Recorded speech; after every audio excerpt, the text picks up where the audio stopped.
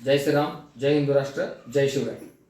काल 19 फेब्रुवारी हिंदवी स्वराज्य संस्थापक छत्रपती श्री शिवाजी महाराज यांची जयंती फक्त भारतातच नव्हे तर साऱ्या जगभरात अति विजृंभणेनं अति उत्साहानं साजरी करण्यात आली।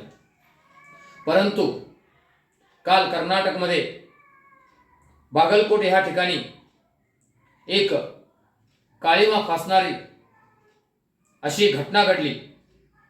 ती घटना म्हटलं तर छत्रपती श्री शिवाजी महाराजांची मिरवणूक निघालेली असताना तेथील एका पंका मशिदीजवळ ती मिरवणूक आल्या त्या मिरवणुकीवरती छत्रपती श्री शिवाजी महाराजांच्या मूर्तीवरती चप्पल फेकणे, त्याचरित्या दगड फेकणे अशी एक घाणेरडी कृत्य घडली तिथं।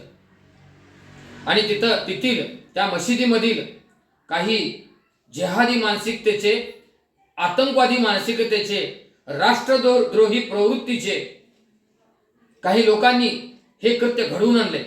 आणि हे कृत्य पूर्वनियोजित होतं।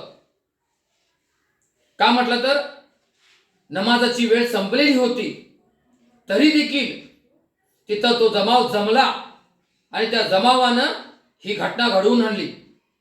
ही मानसिकता आज साऱ्या हिंदूंना, एक हिंदुस्थानाला काळीमा फासण्यासारखी आहे। का म्हटलं तर ज्या राष्ट्रपुरुषानं हे राष्ट्र आज जे आभारित आहे, जे टिकलेलं आहे, त्याच्यासाठी पूर्ण आयुष्य खच्चीकरण घातलं, परिश्रम घेतला, अशा एका राष्ट्रपुरुषाचा अपमान अवमान सहन करण्यापलीकडे आहे। तरी हा अपमान अवमान कदापि कधीच आम्ही सहन करून घेणार नाही। हिंदू समाज जरी रस्त्यावरती उतरला तर काही गोष्टी ज्या घडतील त्या कधी कल्पनेच्या बाहेर राहतील, तरी आम्ही श्रीराम सेना व हिंदू राष्ट्र सेनेच्या वतीनं या गोष्टीचा तीव्र शब्दात निषेध करत आहोत।